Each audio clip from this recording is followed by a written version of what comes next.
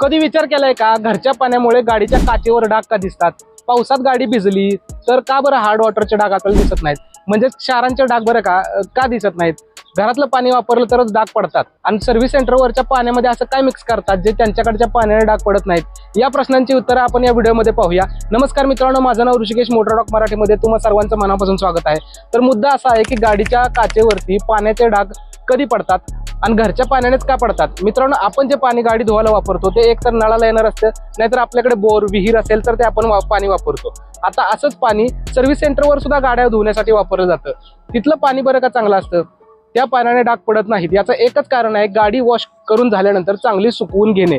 घरी आपण गाडी वॉश करतो तेव्हा आपण गडबडीत असतो, नाहीतर गाडी घरी वॉश करायचा आपल्याला कंटाळा येत असतो.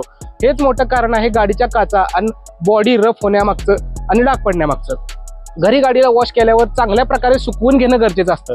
आपण गाडीवर नुसती धूळ आहे म्हणून बादलीवर पाणी मारून सोडून असं देतो, ऊन आहे सुकून जाईल असंच बोलतो आणि इथंच फसतो. कारण उलट गाडी उन्हात असल्यामुळे लवकर सुकते आणि जसं पाणी सुकतं तसं त्या गाडीच्या काचेवर आणि बॉडीवर डाग सोडत जाते. जर आपण हे सुकवून घेतलं तर गाडीवर डाग पडत नाहीत.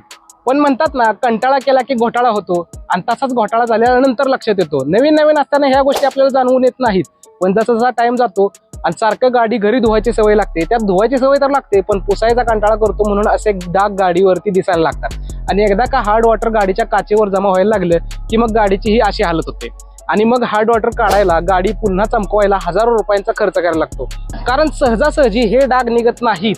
तर तुमच्या जर गाडीवर असे डाग पडत असतील तर सावधान व्हा. गाडीला घरी वॉश करण्याबद्दल काहीच प्रॉब्लेम नसतो, पण वॉश केल्यावर गाडीवरचे पाणी तसेच सोडून सुकून जाईल असा विचार करणे म्हणजे हजारो रुपयांचं नुकसान आहे. सर्व्हिस स्टेशनवर वॉशिंगचा खर्च वाचवण्यासाठी आपण गाडी घरी वॉश करतो, पण नंतर होणारं नुकसान हे आपल्या लक्षात येत नाही. ही माहिती तुम्हाला कशी वाटली हे मला कमेंटमध्ये नक्की सांगा आणि मोटरटॉक मराठीच्या या चॅनलला सबस्क्राईब करायला विसरू नका. अशीच ऑटोमोटिव्ह माहिती आपल्या चॅनलवरती टाकत असतो. व्हिडिओ आवडला असेल तर लाईक नक्की करा. गाडी चालवताना नेहमी सीटबेल्टचा वापर करा. बाईक चालवत असाल तर नेहमी हेल्मेट वापरा आणि ट्रॅफिक नियमांचे पालन करून ओव्हरटेकिंग नेहमी राईटच्या लेनने करा. व्हिडिओला पूर्ण पाहिल्याबद्दल खूप खूप धन्यवाद.